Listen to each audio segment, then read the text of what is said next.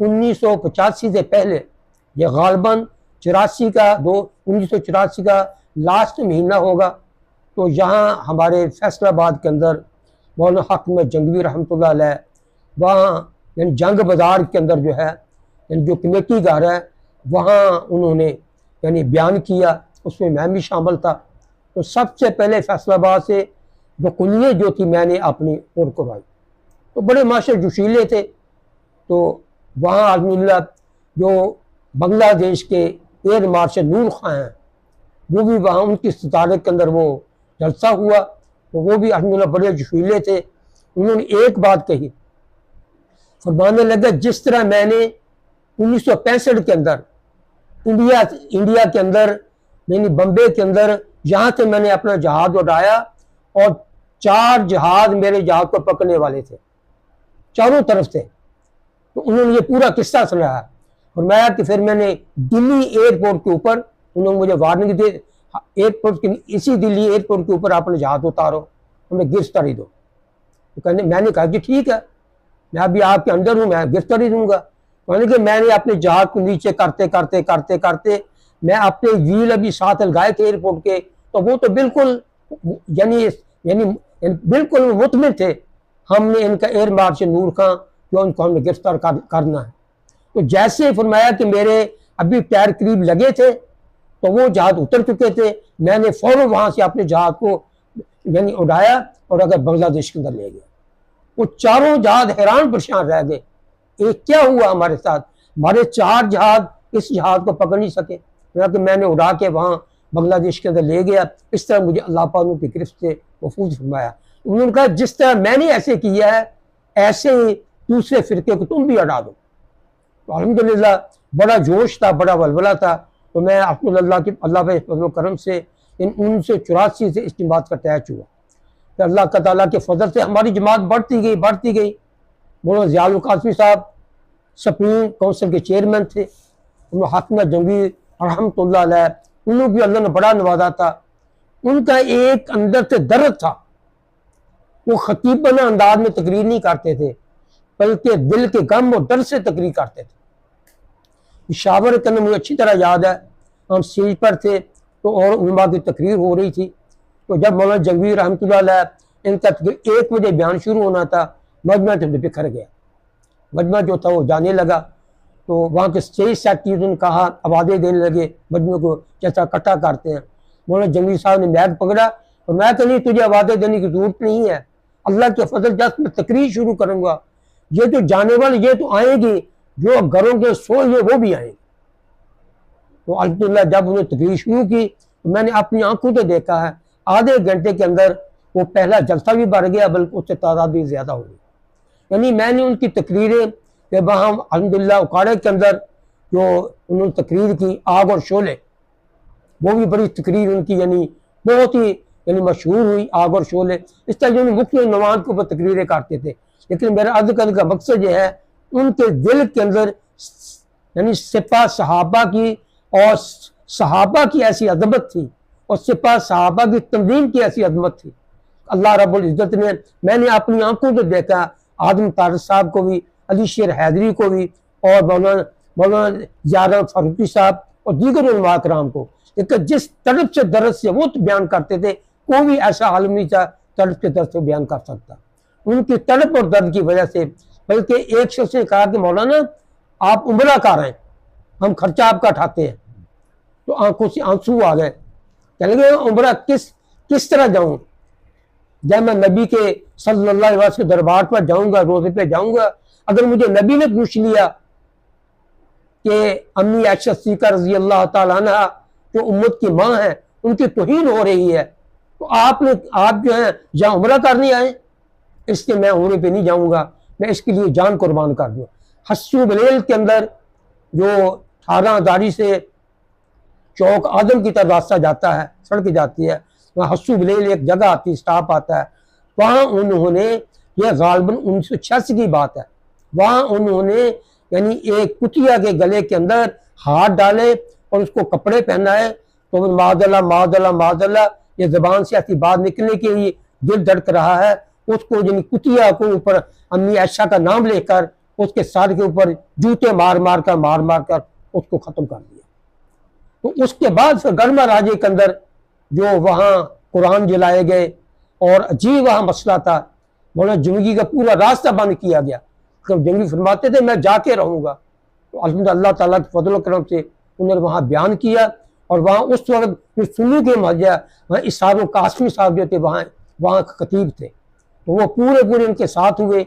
अल्लाह के फजल करम से अल्लाह पाक ने करम फरमाया, यानी तकरीबन 10 बजे से लेकर रात 6 बजे तक और गोलियाँ चली, सब कुछ हुआ, बहुत कुछ होता रहा। लेकिन जंगी ने फरमाया कि नहीं मैं यहीं रहूँगा, मेरा एक ही वर्कर शहीद होगा तो वहाँ जहाँ अपनी मुखालिफ पार्टी की इन खून की नदियाँ बहा दूँगा। लेकिन एक और बुढ़िया जो थी वो अहले सुन्नत जमात की वो शहीद हुई, तो बाकी अहमद से वापस आ गए। यानी इस तरह उनका सिलसिला चलता रहा। आखिर के अंदर फिर एक दफ़ा ऐसा भी वाक़या आया कि लई के अंदर उनका जलसा था मौलाना जंगी रहमतुल्लाह अलैह का, तो पूरी पुलिस ने रोड ब्लॉक किया हुआ था। तो मोहम्मद शेर मोहम्मद नाम जो उनका नाथ खान था, तो वो आपकी गाड़ी में बैठा हुआ था, जंगी रहमतुल्लाह गाड़ी में। अशफाक था और सदर जो थे वो अभी मुझे नाम भूल गया, वो उसको जेल में थे।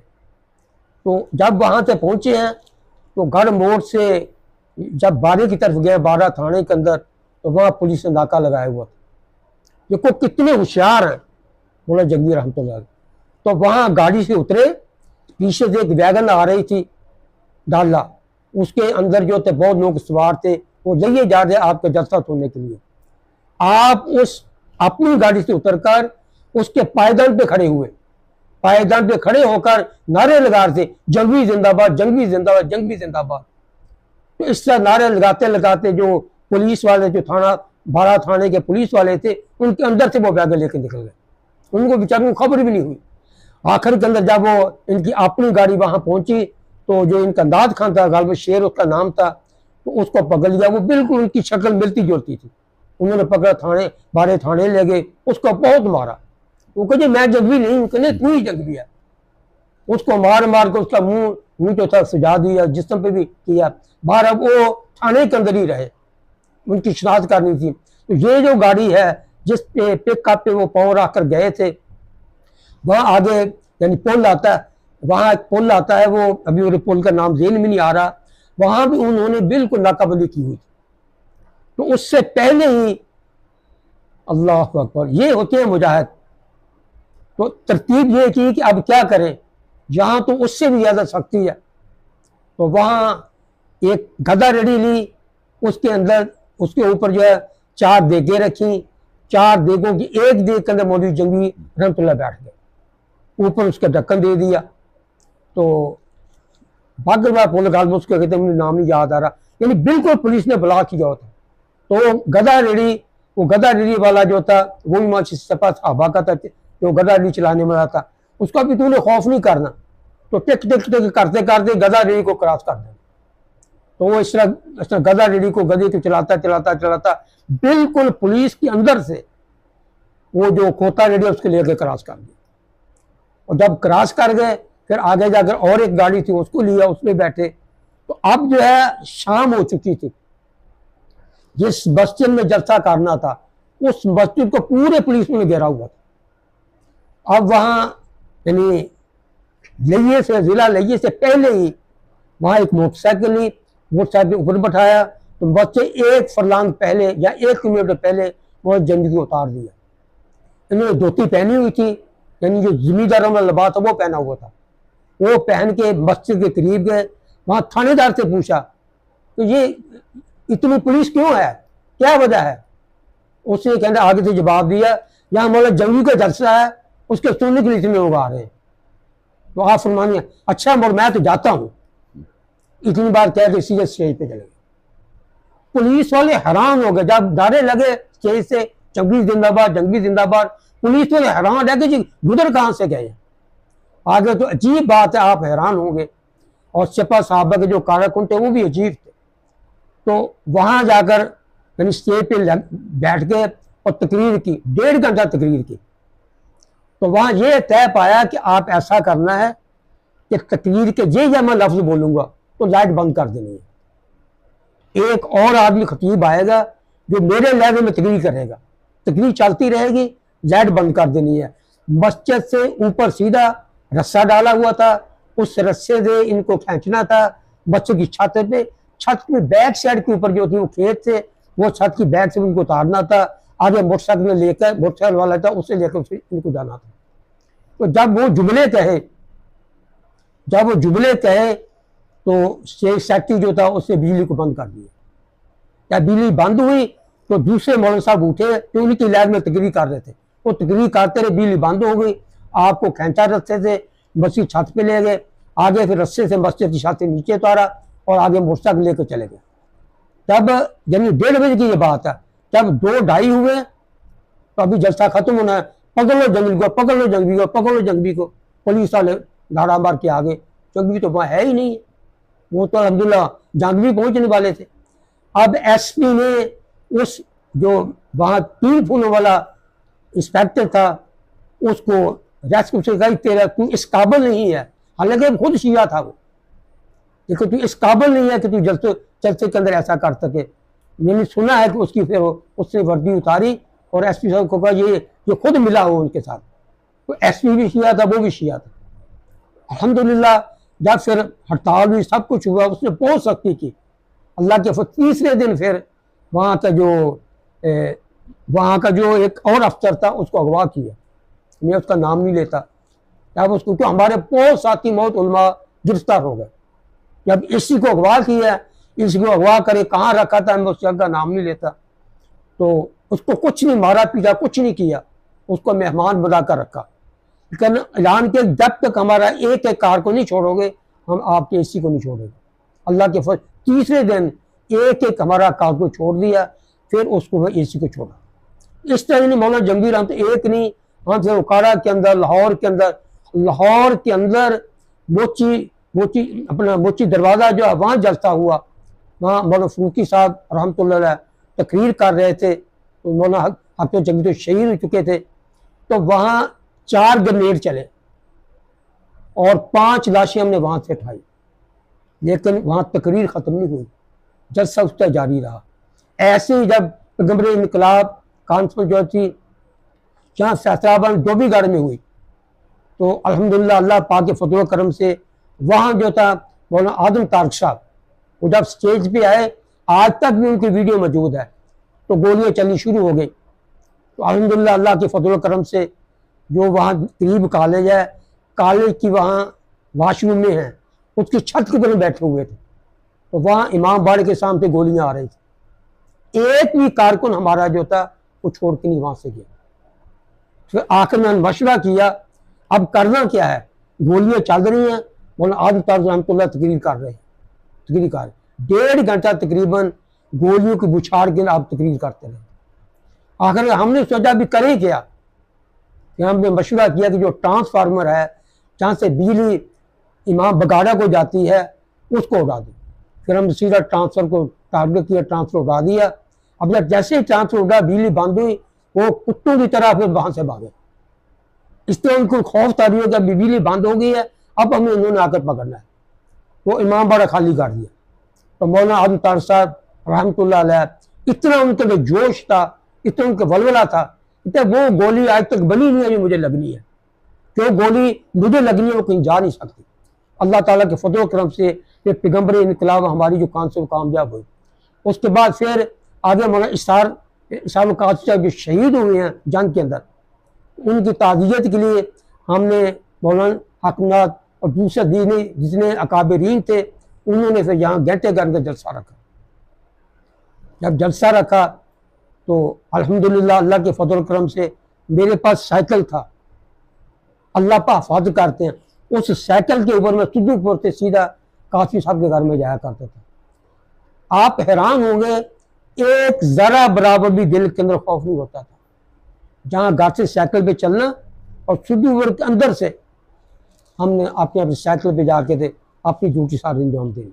तो जब फिर ये हमारा तकरीबन ये 10 बजे, हमारा सुबह 10 बजे जहाँ हमने जलसा करना था घंटाघर के अंदर, तो हज़रत कासमी साहब को मैंने बताया, मैं कही हज़रत साहब आप जब जाना है आपके ऊपर हमला होगा।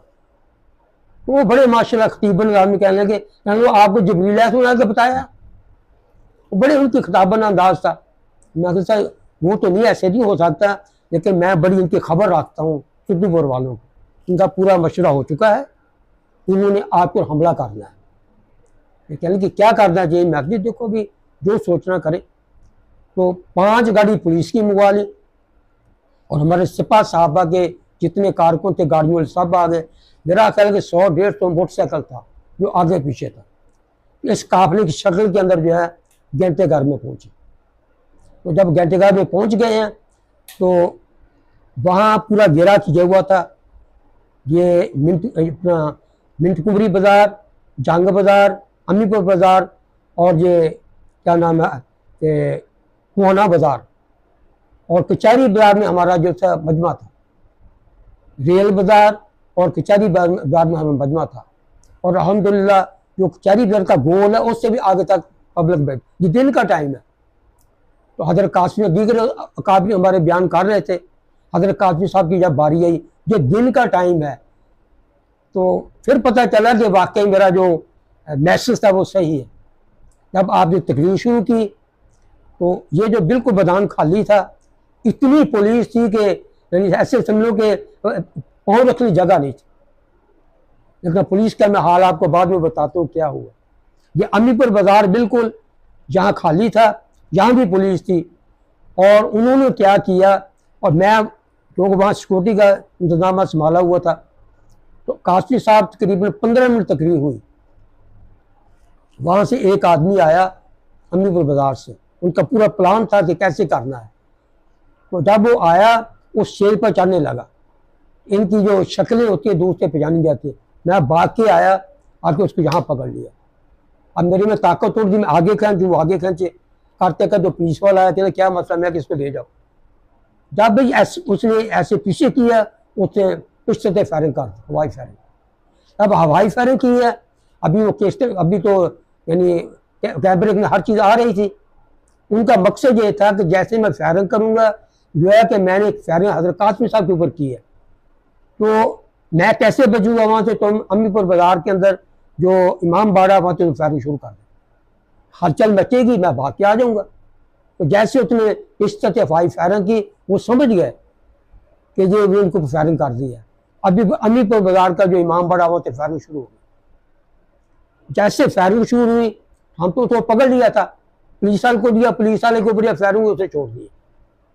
अब वहाँ से अमीपुर बाज़ार से फायरिंग हो रही है। अब जलसा तो खत्म हुआ, ये तकरीबन मेरा 20-25 मिनट तक फायरिंग होती रही। हज़रत ज़ियाउल कासिम साहब रहमतुल्लाह अलैह अपनी तकरीर को जारी रखा। 4 आदमी जख्मी हुए उनकी फायरिंग से। उन 4 आदमी को मौलाना हज़रत कासिम की जो कार थी मेरे पास, उसमें बैठाया और पूरा असला हमारी गाड़ी में था। कुछ थोड़ा असला उनके पास था। अभी फायरिंग हो रही है, मैंने उनको गाड़ी में बैठाकर गाड़ी को रस किया और पुराने बाज़ार से गाड़ी को मैंने लेकर सिविल अस्पताल में आना था। आगे से जाफरी पान शाप से ऊपर से उन्होंने हमारी गाड़ी पर फायरिंग कर दी। अल्लाह का शुक्र, अल्लाह का फजल हुआ, बचाने वाली अल्लाह पाक की ज़ात है। मैंने रोड की बजाय फुटपाथ के ऊपर गाड़ी चढ़ा दी ताकि उनका सीधी फायरिंग हमारे ऊपर ना आए। इस तरह मैं गाड़ी लेके भाग गया। क्या मैं चिनोर बाज़ार के चौक में पहुँचा तो वहाँ से और भी पुलिस आ रही थी। एक पुलिस वाले को मैं इशारा किया, मगर मेरे आगे गाड़ी लगाओ, तो वो भी शिया हो सकता है, उसने इनकारी कर दी। अब इनकारी कर दी, मैं दूसरे को कहा, तीसरे को कहा। मैंने कहा भी तुम सब गद्दार आदमी हो, कि आपको पता है काजी साहब की गाड़ी है, नंबर आपके पास मौजूद है, आप मेरे सामने गाड़ी लगाओ ताकि जल्दी मैं सिविल अस्पताल चल जाऊँ। एक और आदमी है, उसके कहना मेरे पास हूटर नहीं है, मैं हूटर बगैर आगे गाड़ी लगा दूँ। अब उसने आगे गाड़ी लगाई। वो जितने 4 आदमी थे उनको मैं अस्पताल में पहुँचाया, सिविल अस्पताल में।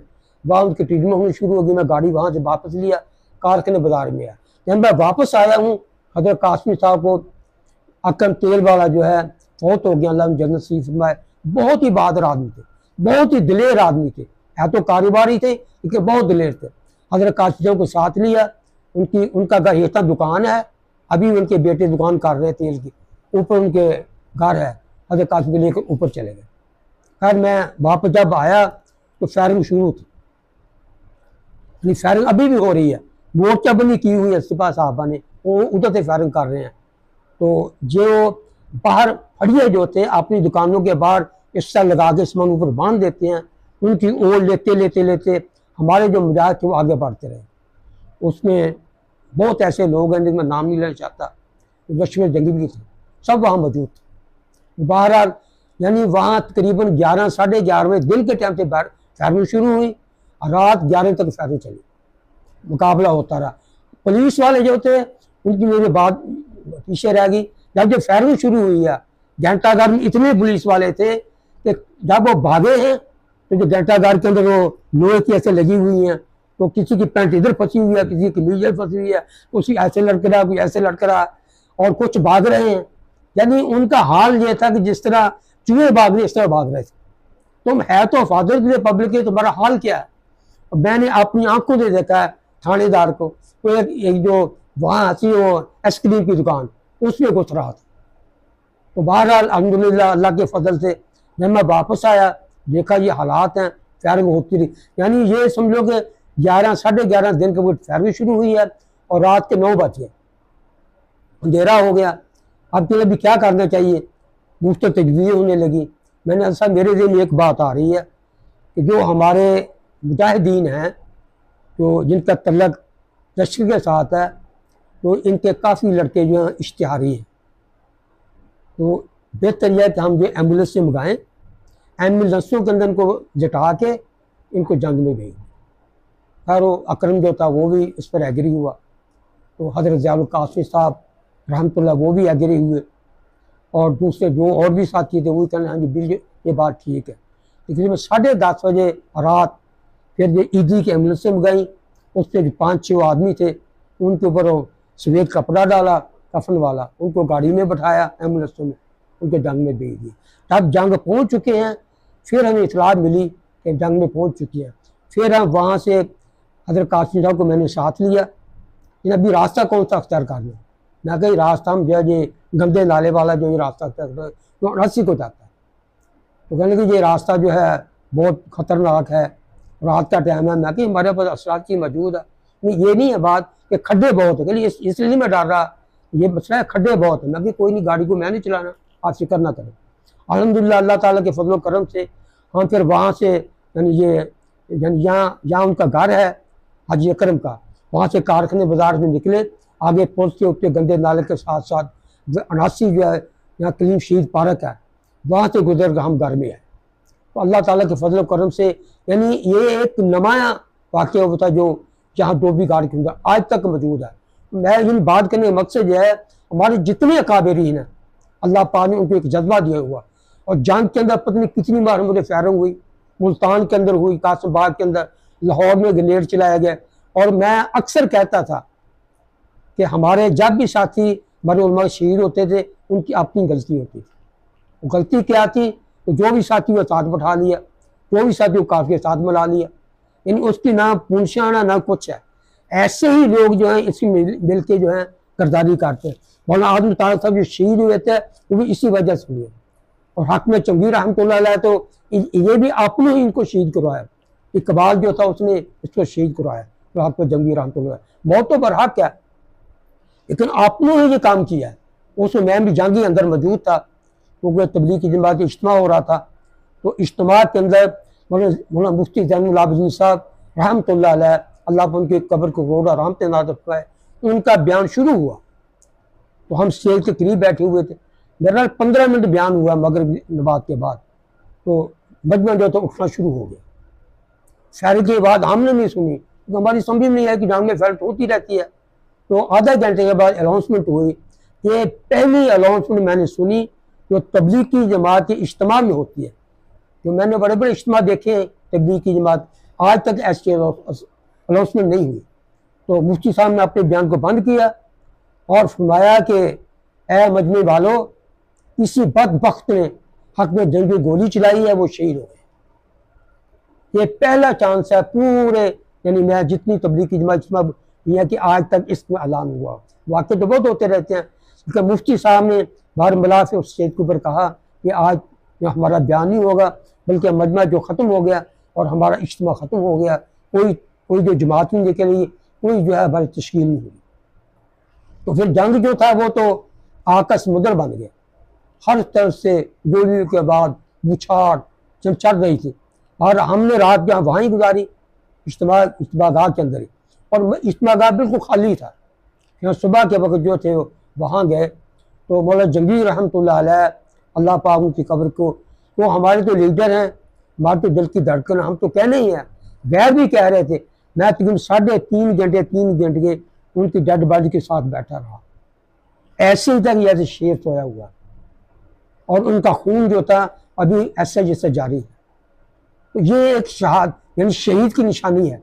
उनके चेहरे में बिल्कुल मुरझाहट नहीं थी, कुछ यानी उनका जो मौत का वक्त होता कुछ नहीं था, या खून उनका उठता जा, उनके कफन में खून लगा हुआ था। और यानी सुबह को वो असर के बाद शहीद हुए हैं, और अगले दिन यानी ये तकरीबन 11 बजे का वाक़या जब मैं बयान बता रहा हूँ, उनका खून जो था उनका कफन के खून से लगा हुआ था। फिर उनको जाकर हमने महमूदिया जामिया महमूदिया के अंदर दफन किया। फिर तो मौलाना जंगवीर रहमतुल्लाह 3.5 घंटे में साथ बैठा है। हज़रत अब्दुल्ला दरखासी रहमतुल्लाह अलैह हमारे वो शेख अल हदीस हैं और शेख अल कुरान भी कहते हैं उनको। मैंने सुना है वल्लाहु आलम कि 1 लाख के ऊपर उनको हदीस से याद। तो उन्होंने जनाजा पढ़ाया, तो उन्होंने भी कहा कि मैंने जनाजे तो बहुत पढ़ाए हैं, लेकिन जितना ये मजमा हुआ इतना कभी मैं मजमा नहीं देखा, जितना सुकून देखा इस मजमे में सुकून नहीं देखा। उन्होंने आकर वो यानी बहावलपुर से आए, उन्होंने आकर जनाजा पढ़ाया। फिर उनको मौलाना जंगवीर रहमतुल्लाह को वहाँ जामिया महमूदिया में दफन कर दिया। यानी ये मौलाना जंगवीर रहमतुल्लाह की तारीख है। हम उनके साथ बैठ के खाना खाते रहे। वर्कर के साथ वो क्या करते थे, आज के मैं साफ कहूँगा, हमारे रहनुमा हमारे लीडर फेल क्यों हो रहे हैं, उनकी मोहब्बत वर्कर में क्यों नहीं है। तो एक वाक़या से मैं सामने करता हूँ, जो मेरी आखिरी मुलाकात अपनी जंगीर रहमतुल्लाह से हुई है, हज़रत कादर घर में हुई थी।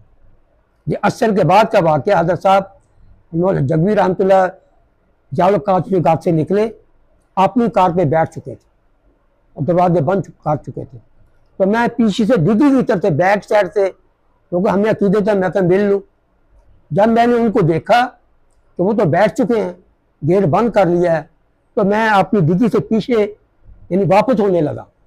उन्होंने साइड के शीशे में मुझे देख लिया। अब साइड शीशे देख लिया, उन्होंने अपना गेट खोला, नीचे उतरे।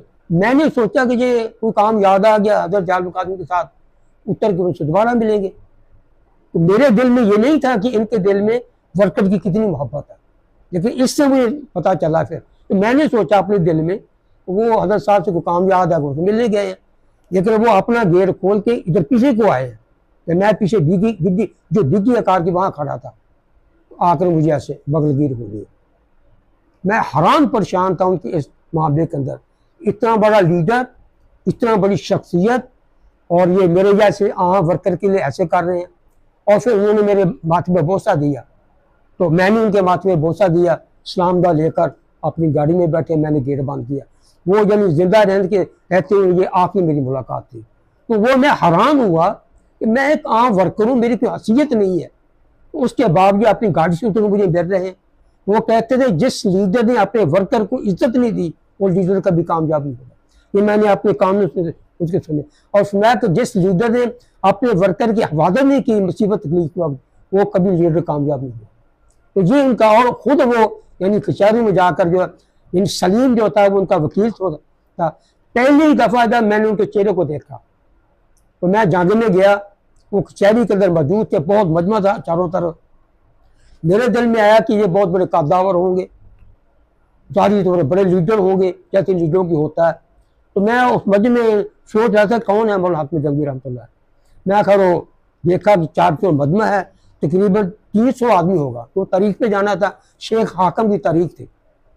तो मैंने सोचा वो तारीख पे जाना, इतने लोग थे वहाँ। जब मैं देखा तो मजमा ऐसे होते होते, मैं जब छोटा था काद उनका, मेरा तकरीबन मेरे मुताबिक काद होगा बिल्कुल, मैं हो सकता 1-2 इंच मुझसे नीचे आओ। तो मैं जाके याद सलाम लिया, तो हमारे लीडर कहते हैं भी इनको पीछे करो पीछे करो। नहीं, उन्होंने जब ऐसे चेहरा मोड़ के देखा, वो था उससे पहले मेरे बिल्कुल वाक़ करना हो। उन्होंने मुझे गले लगाया, मुझे कहने लगे कहाँ से आए? मैं कि फैसलाबाद से आया हूँ। अच्छा, कैसे आना हुआ? मैं कहा आज सुना आपकी तारीख है शेख हाकिम की। तो मैंने कहा मैं भी शिरकत कर लूँ। कहना और भी कि फैसलाबाद से आए, लेकिन मैं अकेला आया। मुझे ऐसे हाथ में पकड़ा हाथ में पकड़ते पकड़ते ले गए, अंदर मुझे ले गए। तो मैं सोच रहा था, मैं कहा यानी इधर जो जंग के बहुत लोग हैं, हम जैसे को क्या उनकी कदर कीमत है। मुझे पकड़ के सीधा उधर ले गए। वहाँ जाकर यानी पेशी शुरू हुई। आगे स्पीकर लगाते थे, स्पीकर से बात करते थे, यानी जो भी बयान होता है। इन्होंने फिर आपने 1.5 घंटा प्रेस पता चलता रहा। शेख सलीम जो वकील था वो भी अपने दलाल देता रहा, मौलाना जंगीर रहमत भी दलाल देते रहे, उनसे वो भी दलाल देते रहे। आखिर का जब वो नहीं माना ना, फिर मौलाना जंगीर रहमत फरमाने लगे फिर जंग की हम ईंट बजा देंगे अगर शेख हाकिम को ना छोड़ा। उस वक्त वो लिया की जेल में थे। उसने कहा कि नहीं, ऐसे नहीं कि नहीं, मैं ये आपको वार्निंग देता हूँ और कल तक हमारा शेख हाकिम ना आया, हम जंग की ईंट बजा देंगे। वो कल की बजाय उसी रात शेख हाकिम उन्होंने लिया, साथ पुलिस की गाड़ी में आकर दे दिया। वो चंगी फरमान के मैं तहरीक चलाऊँगा, तो वो हमारा वर्कर है, हम उसकी खातिर जहाँ अपनी जान को कुर्बान कर दें। यानी कहने का मकसद फरमा रहे थे कि जब तक लीडर जो है वो वर्कर का तहफ़्फ़ुज़ नहीं करेगा, वर्कर को अपने दिलो जान से मोहब्बत नहीं करेगा, उस तक कोई तहरीक कामयाब नहीं हो सकती और कोई लीडर कामयाब नहीं हो सकता। तो मैंने सबसे ज़्यादा बहुत मैंने लीडरों को देखा है, फजल रहमान साहब के हमने काफ़ी सफर के साथ किया है, यानी और लीडरों को देखा है, लेकिन जितनी मोहब्बत मैंने हाकिम जंगीर रहमत अपने वक्र से करते देखा, किसी को नहीं करते देखा। और जंग वाले लोग जो थे वो आप निशावर होते थे। आपको शायद ये वाक़या आपने देखा हुआ, आपकी गाड़ी उठा ली थी जंग के वर्कों ने। एक जगह बहुत राज था, पूरा रास्ते में यानी चलने के लिए जगह नहीं थी, इतने लोग थे, तो वहाँ मजमे वालों ने आपकी गाड़ी उठा ली। वो भी वीडियो में मौजूद है। गाड़ी उठाकर पूरा ये तकरीबन मेरा 500 गज का फासला होगा, गाड़ी उठाकर उतने फासला तय करके फिर जाकर रखी है। यानी ये बोल रहा था, मैं ये पूरे वसूल से कह सकता हूँ, आज तक पूरी दुनिया के अंदर, पाकिस्तान में नहीं है फैसलाबाद पर, पूरी दुनिया के अंदर जो बड़े बड़े लीडर हो गए सियासी जमातों के, आज तक किसी वर्कर को किसी लीडर से ऐसी मोहब्बत नहीं होगी जितनी इन मौलाना हाकिम जंगीर लीडर से मोहब्बत। कोई बता नहीं सकता पूरी दुनिया के अंदर किसी लीडर की गाड़ी, लीडर बैठा हो गाड़ी में, ड्राइवर बैठा हो, वर्कर बैठे हैं गाड़ी में, गनमैन बैठे हुए हैं, किसी लीडर के गाड़ी को वर्कर ने उठा लिया। आज तक पूरी दुनिया के अंदर ऐसा वाक़या, ये पहला वाक़या है तो मौलाना जंगीर रहमतुल्लाह की गाड़ी को वर्कर उठा लिया। इसलिए मेरा कहने का मकसद है, लीडर अगर इस सतह पे हो उसकी मोहब्बत जो दिलों में आती है। ये तो हमारा थोड़ा सा तो मैंने आपको तारुफ कराया है, अल्हम्दुलिल्लाह ताला के फजल करम से टाइम है। तो ये इस तरह हम जो है जमात जो हमारी इंशाल्लाह आगे बढ़ते रही। इस्तार काफी साहब शहीद हुए, आदम ताकत शहीद हुए, अली शेर हैदरी साहब शहीद हुए। और एक अजीब बात है, आप कहेंगे ये कैसे इनको पता चलता है, अल्लाह ताला के फजल करम से, यानी जब भी हमारे लीडरों पर कोई बात आती है उससे 1-2 रात पहले मुझे अल्लाह पाक ख्वाब में बता देते हैं। मौलाना जंगीर रहमतुल्लाह अलैह इसकी एक दिन ख्वाब के अंदर मेरी ज़ियारत हुई, तो मैं क्या देख रहा हूँ ख्वाब के अंदर, आपका जो सीना है वो छंदनी हुआ है, तो आपके मुंह के अंदर जो है सेवियाँ डाल रहे हैं। तो सेवियाँ जो थी क्योंकि वो लंबी होती है गिर रही थी, तो मैंने क्या किया, मैंने यानी अपना रुमाल जो था उनके सीने के ऊपर रख दिया ताकि सेवियाँ जो उनके कपड़ों पर ना गिरे और ये मेरे रुमाल पे गिरे। तो मुझे इशारा किया कि नहीं ये रुमाल छोटा है, दूसरे लाल रुमाल होते थे, ये जो आम लोग लेते हैं माग्राम लेते हैं, कि वो रुमाल मैंने लिया तो उसको सीम कर दिया, हाँ ये ठीक है। ये मैंने ख्वाब के अंदर 1 रात पहले मैंने देखा। और मौलाना आदिल तारक साहब जब ये शहीद हुए हैं तो 2 रातें पहले तो ख्वाब में मैंने देखा जंग के अंदर हाकिम जंगीर साहब की जो मस्जिद है वहाँ बहुत उलमा इकट्ठे हुए हैं, वहाँ उलमाओं के अंदर ये फैसला हो रहा है कि अली शेर हैदरी को यानी मुंतखब किया जाए। तो मैं ख्वाब में सोच रहा हूँ आदम तारक साहब तो मौजूद हैं, वो तो लीडर हैं इसके, तो अब इनके मौजूदगी के अंदर अली शेर हैदरी को क्यों बना रहे हैं, ये मैं ख्वाब में अपनी सोच में कर रहा हूँ, इसकी क्या वजह है। तो बहरहाल ख्वाब ख़त्म हुआ, मैं खड़ा हुआ, मैं उस ताज फ्लोर मिल कर काम कर रहा था।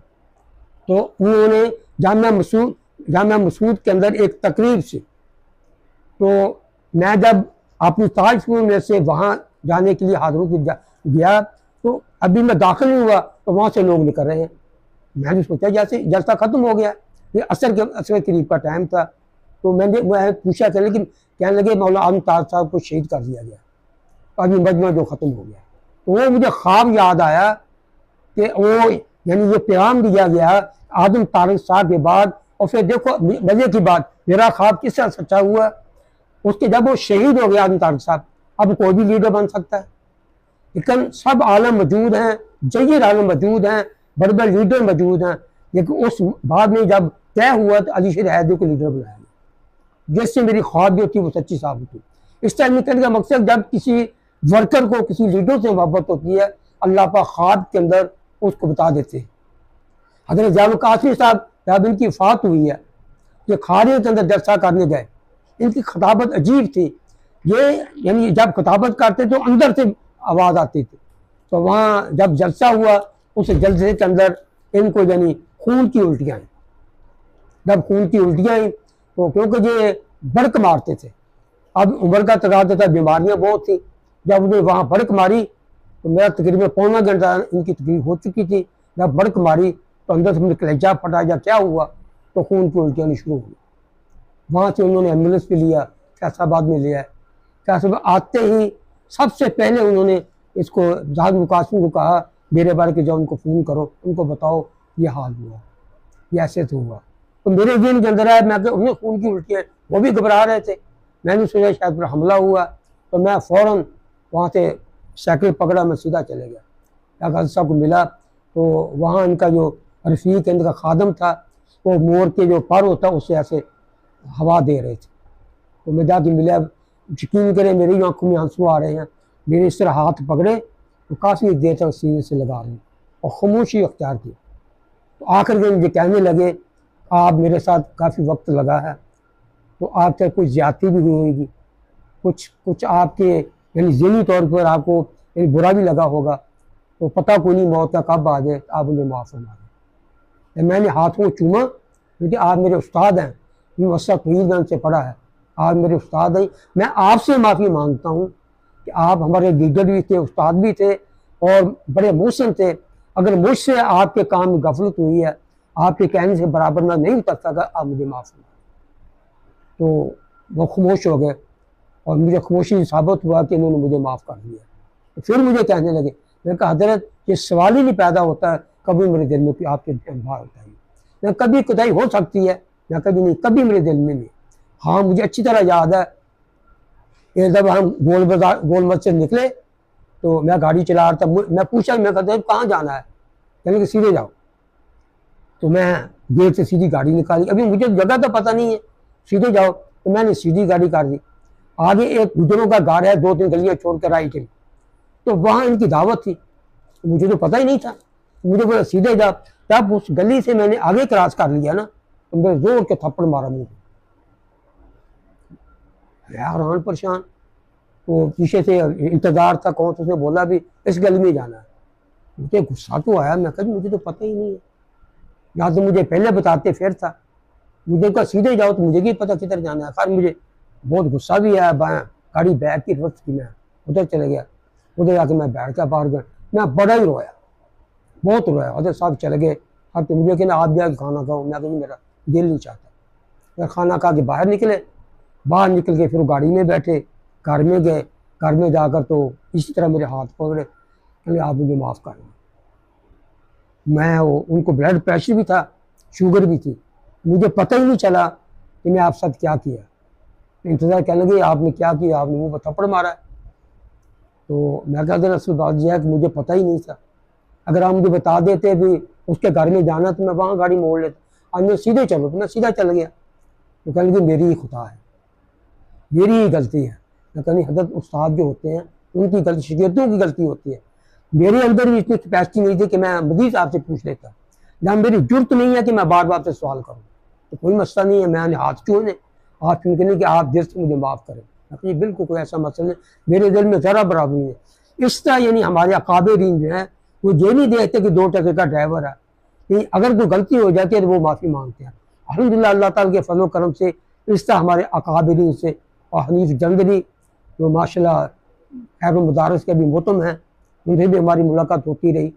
और यानी मेरे बहुत जेर से निकल गए उलमा कराम।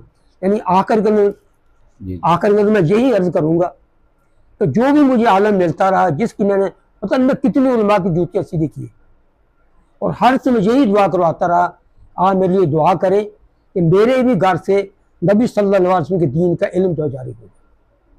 तो मुझे नहीं पता अल्लाहुल आलम किस आलम की दुआ कबूल हुई, जिसकी बरकत से बड़ा मेरा बेटा हाफ़िज़ कुरान है, अल्लाह के फज़ल से मोहम्मद कासिम।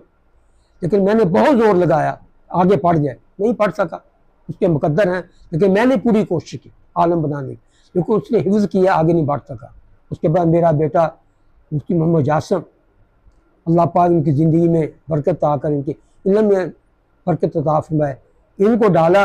यकीन करो, मैं उस दिन कतर में था, तो मैं एक छोटी ईद के उधर आया हुआ था, उस वक्त मदरसे में पढ़ रहे थे, तो मैंने पहली दफ़ा इनका खुतबा सुना।